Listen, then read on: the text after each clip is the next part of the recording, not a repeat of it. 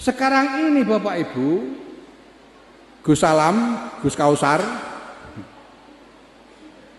ini lingkungan jamaah dari para kiai ini sudah pudar batas-batasnya. Subkultur itu tidak bisa lagi ditandai karena masyarakat sudah melebur satu sama lain, kumpul satu sama lain. Milenialnya pesantren ini ya sama saja dengan milenialnya orang-orang di luar pesantren, sudah campur semua. Sehingga kiai-kiai hari ini tidak bisa lagi menghadirkan diri sebagai representasi dari jamaah tertentu karena batasnya sudah nggak jelas. Apakah lalu tidak bisa berpolitik lagi? Bisa, dan memangnya boleh. Bahkan harus tetap berpolitik, tapi harus dengan model peran yang sesuai dengan kenyataan zaman. Berpolitik hari ini tidak bisa hanya tawar-menawar dengan penguasa untuk mendapatkan sumber daya, tetapi harus mampu membawa peran yang lebih kompleks, lebih luas untuk kemaslahatan lingkup masyarakat yang lebih luas juga. Kalau Gus Kausar mainnya masih kepengen kenal dengan pemerintah supaya proposalnya lancar, itu politik pramodern, ndak modern belas. Sekarang ini sudah zaman modern, sudah zaman Eternit.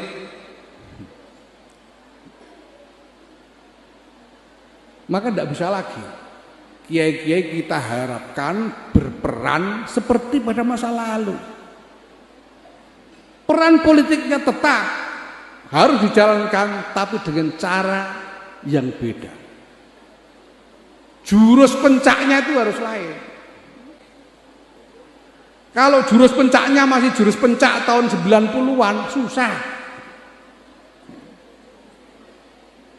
Nah, ini satu hal yang sebetulnya menjadi salah satu keprihatinan saya saat ini, karena saya melihat kesana kemari kader-kader pemimpin politik pesantren ini semakin langka.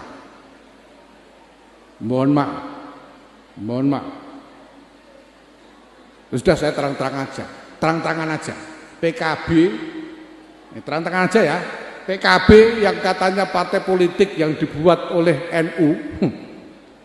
Coba hitung berapa gus-gus yang aktif sebagai politisi utama di sana. Hitung. Yang ada cuma Gus Ami sama Gus Ahi.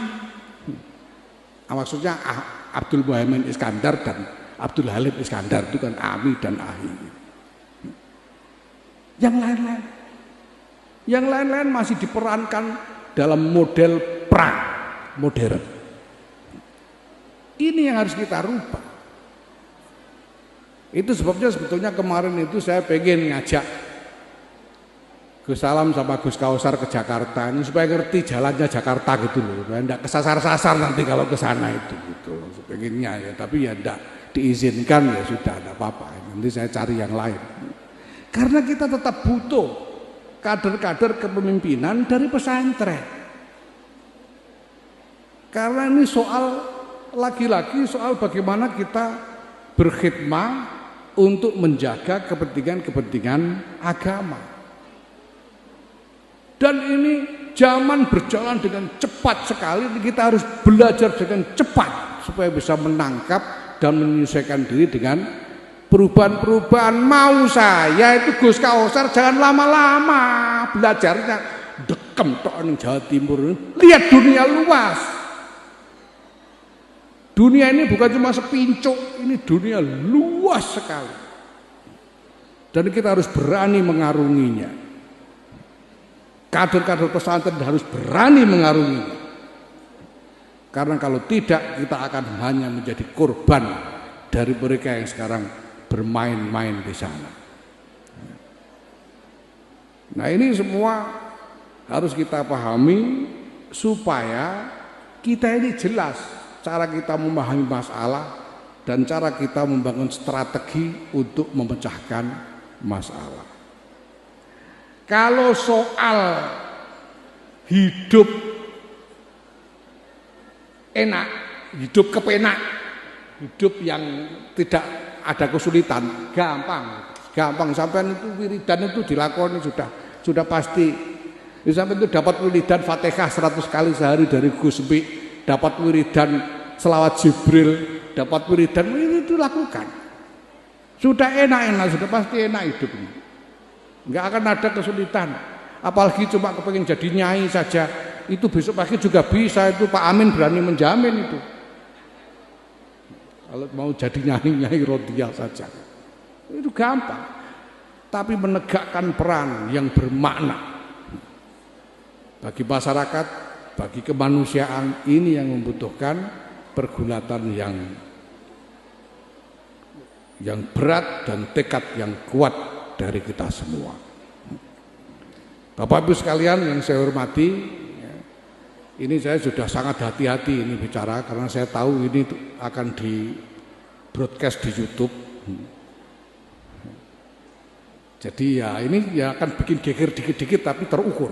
Jadi makanya saya sengaja pakai bahasa Indonesia dan tidak kebanyakan Banyol karena saya kalau nggak Banyol biasanya ngawur, nanti viral lagi repot kita. Jadi ini memang saya maksudkan, saya tidak bermaksud untuk mohon maaf pada Kiai Ida, Kiai Nuhuda Jazuli dan keluarga Ploso ini. Saya tidak bermaksud menyampaikan mauidhah, ini adalah briefing Ketua Umum PBNU, kira-kira begitu. Mudah-mudahan ini ada manfaatnya, pokoknya paham tidak paham nanti diangan-angan sendiri di kamar. Dan mudah-mudahan kita semua apapun juga tidak henti-hentinya mendapatkan guyuran barokah dari guru-guru kita, dari masyayikh kita, dari ilmu-ilmu yang kita warisi dari beliau-beliau semuanya. Terima kasih. Wallahul muwaffiq ila aqwamit thoriq. Wassalamualaikum warahmatullahi wabarakatuh.